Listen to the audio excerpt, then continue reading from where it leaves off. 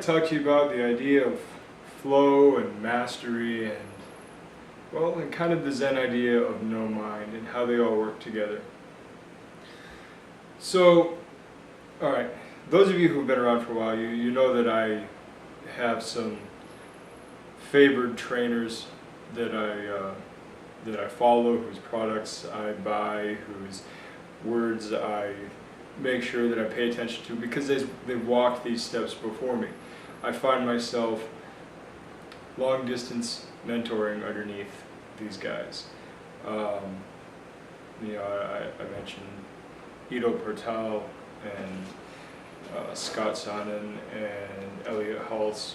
I mention all of these guys because they have affected my training in one way or another, and there are so many more. There are so many more. This isn't to slight anybody. If I've left your name out, I've studied many teachers, and for a reason, because nobody has all the answers, and I think it's important to have that broad experience. But to use an example, Scott Sonnen is big on the term flow. It's kind of one of his buzzwords, and it works because it's especially in reference to breathing, and because your breath should be a constant flow rather than some choppy staccato rhythm. And he describes a five-part, five-tiered system of learning how to breathe in response to stress levels. And so at the very beginning you have that kind of that untrained surprise response. You're surprised by something, you inhale and brace. It's kind of just reactionary. Problem is that inhale and brace is probably the least beneficial way for you to handle stress. So then we work from that into, some people will call it, technically they'll call it power breathing, which is, I learned it as the Valsalva maneuver when I was in college. It's literally inhaling and holding your breath and forcing that breath against your glottis as it's closed to create a pressure bubble. And that pressure bubble increases your blood pressure, which temporarily, very temporarily, increases output. So you go from inhaling and bracing to kind of just bracing. And then you go into learning how to do that rhythmic, timed inhale, exhale on the effort and all that. And then the next step is going into where it's kind of just a more passive action where you're just kind of inhaling and exhaling as the effort goes on. And then there's the final step, which is the total mastery stage, where everything is just like second nature, and it doesn't cause you to go into conscious inhale exhale mode or anything like that. Totally butchering the concept, but hopefully you get the idea that there's multiple stages of how you breathe in relation to stress. Well, I want to apply this to your training in general, not just to your breathing. I mean, breathing is like the most important thing, period. But it's not just that, it's that your training has to take on this same idea. When you begin in any type of skill training, whether you're talking martial arts or other movement practice, gymnastics or dance or whatever, and even weightlifting, when you're starting out, you don't really know what to do. Your technique is poor, and so you just kind of hurl the weights around as best you can, mimicking what you've seen the others do. And maybe your intuition's a little better than somebody else's, maybe it's a little worse, you don't know. But the fact is that in that untrained mode, you are likely to do more harm than good unless you just have some crazy X factor. So the next step to get in there is to become aware of that and start looking up some of these ideas. And at the base level of your movement practice, you're really just working on form. You're just working on structure. You're not really developing any power, any agility, anything like that. You're just working on structure. And as you're doing that, this is kind of like that second step where it's that conscious brace for a little extra oomph, because you're sitting there focusing on structure, focusing on structure, focusing on structure. You tend to be a little stiff at the beginning because you're so over-focused on the structure. In some of the old samurai writings, they talk about this idea of your mind being captured by your thought, or the mind being captured by itself, really.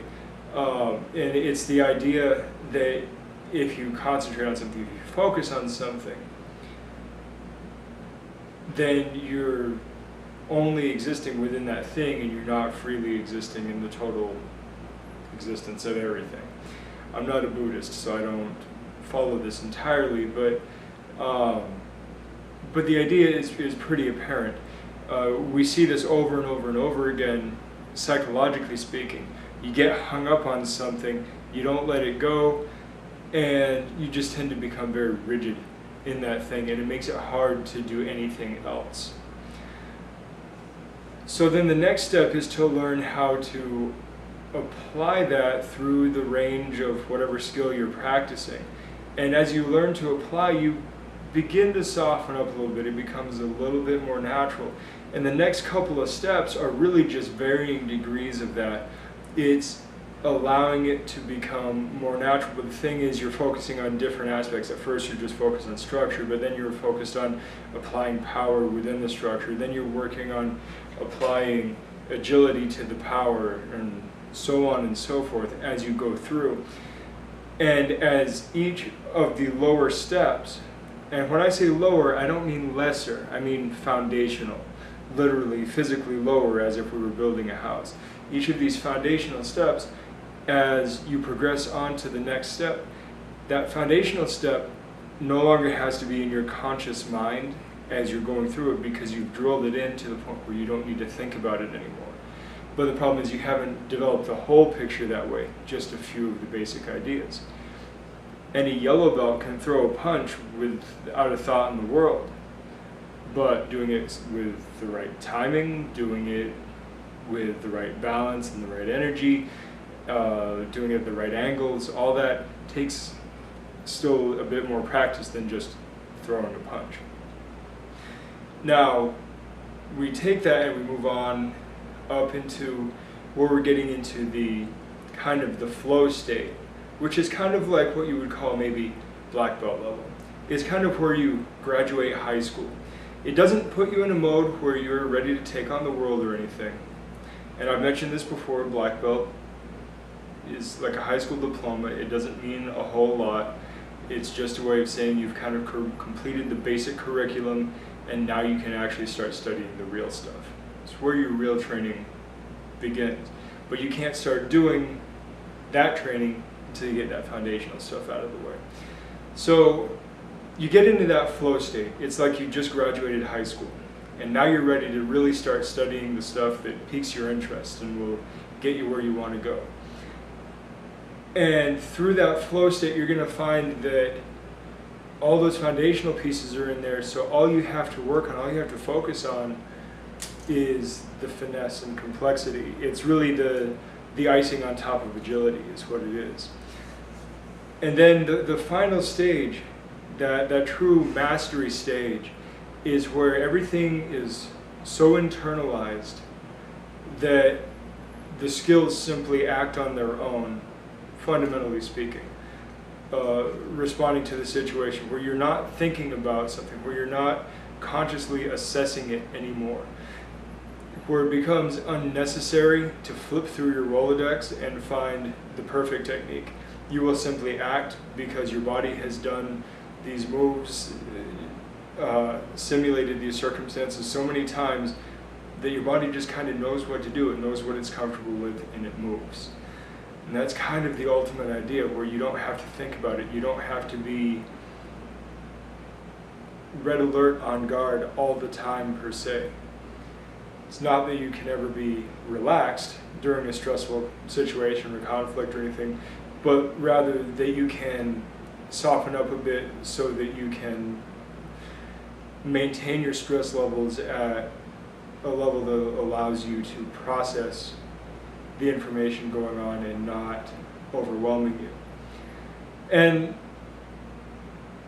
so Scott Sonnon has it where flow and mastery are two different things. Flow seems pretty top of the level to me, but I mean, its terminology, semantics don't matter that much. But that very last step is what the samurai called no mind. It's very much that idea of mindless action. And it's not that it's mindless in that it's ignorant or stupid, but mindless in the fact that it is so innate that it is as automatic as breathing. You don't think about breathing throughout the day, you just do it. And your skills should become that fluid, that second nature. So that's just the idea I wanted to throw at you for the night, and I realize I've gone on for quite a bit, so I will talk to you guys later. Good journey.